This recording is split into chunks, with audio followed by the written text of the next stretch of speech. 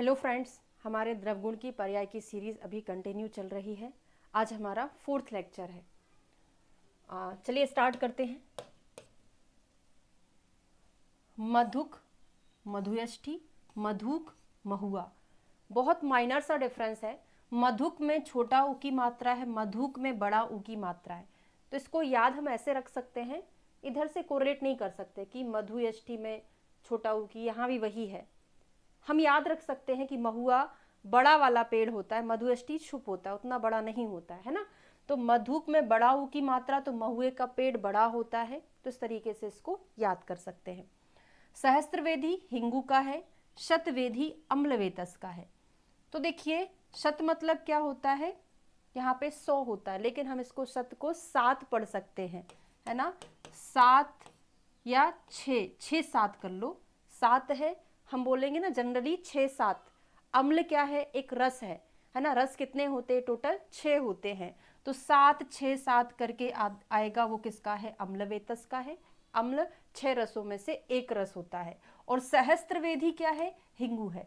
तो सहस्त्रों लोग, हजारों लोग क्या खाते हैं, दाल में हींग डाल के खाते हैं। तो सहस्त्रवेदी किसका हो जाएगा, हिंगू का हो जाएगा। ठीक है। रोहिणी जटामांसी है, कटु रोहिणी कुटकी है। तो कटु से कुटकी याद रख सकते हैं, बाकी रोहिणी जटामांसी का हो जाएगा। अब स्थूल वल्कल, सोम वल्कल, बहु वल्कल। देखिए, वल्कल तो सभी में सेम है, हमको पहला वाला जो हाफ है उसको कोरिलेट करना पड़ेगा।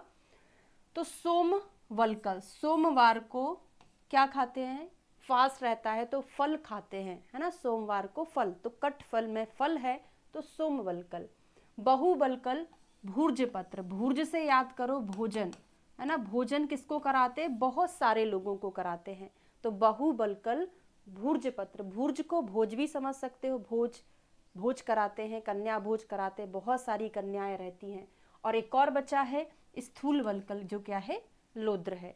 जब 3 चीजें हमारे पास हैं, हमने 2 ऑलरेडी याद कर लिया, बचा हुआ एक क्या हो जाएगा, लोद्र हो जाएगा। अब चिर पुष्प, मृदु पुष्प और मधु पुष्प। चिर मतलब क्या है, बहुत पुराना, लंबे समय से चला आ रहा है, वो होता है चिर। तो कुल कैसा होता है, वकुल का हमने कुल अंडरलाइन किया। कुल कैसा है, बहुत प्राचीन कुल है जो हमेशा चलता रहता है। मृदु पुष्प शिरीष, शिरीष को पढ़ेंगे सिर, है ना। हमारा जो सिर होता है वहां पे हमको मृदु अभ्यंग करना है ना, हल्के हल्के हाथों से अभ्यंग करना है। तो मृदु मृदु अभ्यंग करना है, तो मृदु पुष्प हो जाएगा। मैंने आपको पहले ही बोल दिया है, ये पर्टिकुलर पर्याय आपको याद करने पड़ेंगे। हम अकेला आपको क्या याद करा रहे हैं कि जब सिमिलर होता है, ऑप्शन में वकुल भी है, शिरीष है, तो मृदु पुष्प किसका लगाएं, चिर पुष्प किसका लगाएं, इसकी कोडिंग है। ठीक है। मधु पुष्प, अशोक, सम्राट अशोक बहुत मधुर थे, मधुर बोलते थे, मधु पुष्प हो गया। कुंभी पुष्प क्या है, पाटला है। फिर प्रास्त पुष्प इंपॉर्टेंट नहीं है, प्रस्थ पुष्प। मुनि पुष्प इंपॉर्टेंट है, तो मुनि द्रुम, अगस्त मुनि हमने याद किया था, वैसे ही मुनि पुष्प अगस्त मुनि करके याद हो जाएगा। फिर मेचक, मोचक, मोचरस। मेचक सुदर्शन है, मोचक सा में ओ की मात्रा है ना, तो माँ में भी ओ की मात्रा है। तो अगर दोनों में डिफ्रेंशिएट करना है, देखो मेचक लोचन क्या होती, आंखें होती है ना, तो लोचन मेचक करके सुदर्शन, देखते हम, देखते हैं, देखना किससे करते हैं, आंखों से करते हैं, तो मेचक हो गया। मोचक में ओ की मात्रा शोभंजन। मोचरस सभी को पता है, शालमली का निर्यास होता है। फिर करकटी की बात करें, एरंड करकटी, गोरख करकटी और मूल करकटी। एरंड करकटी बड़ा फेमस होता है, पपीते के लिए आता है ना। गोरख की करकटी, गोरखपुर की ककड़ी बहुत फेमस है, नहीं है लेकिन कोड है ना, गोरखपुर की ककड़ी। मूल करकटी छोड़ सकते हैं इसको। मातुल पुत्रक है ये, मुझे मातुल तो कहीं नहीं मिला है, आपको मिले तो बता दीजिएगा। मातुल पुत्रक मिला है मुझे, तो मातुल पुत्रक धतूरा और मातुलानी भंगा, क्या सिमिलरिटी है, ये पुरलिंग है, ये भी पुरलिंग है, भंगा में आ की मात्रा है ना, स्त्रीलिंग है, फीमेल है, तो यहाँ पे भी मातुलानी हो जाएगा। ठीक है। वरी, वरी, वरी हो गया, शतावरी, वरा में आ की मात्रा, त्रिफला में आ की मात्रा। वीरा होता है काकोली, वीरा काकोली। और वरांग किसका होता है, दालचीनी का, वरांग दालचीनी का। और वर किसका होता है, केसर का।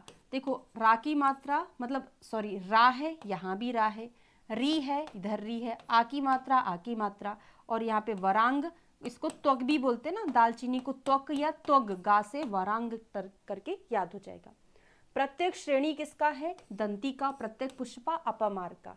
दांत हमारे श्रेणी में होते हैं तो प्रत्येक श्रेणी दंती का हो गया।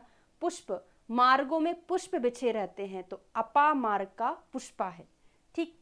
अग्नि मुख भल्ला तक बहुत तीक्ष्ण होता है, जब इसका सेवन किया जाता है तो मुख में घृत लिप्त करके इसका सेवन करते हैं, है ना। अग्निमुखी मुझे नहीं मिला है, अग्निशिखा मिला है भाई।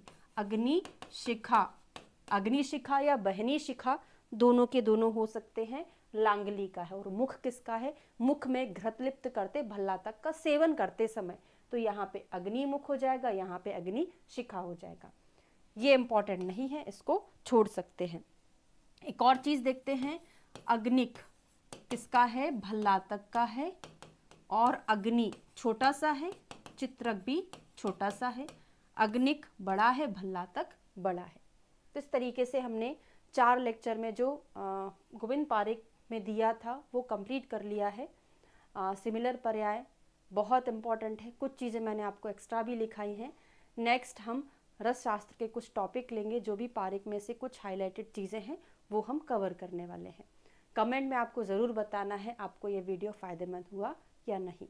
Thank you so much.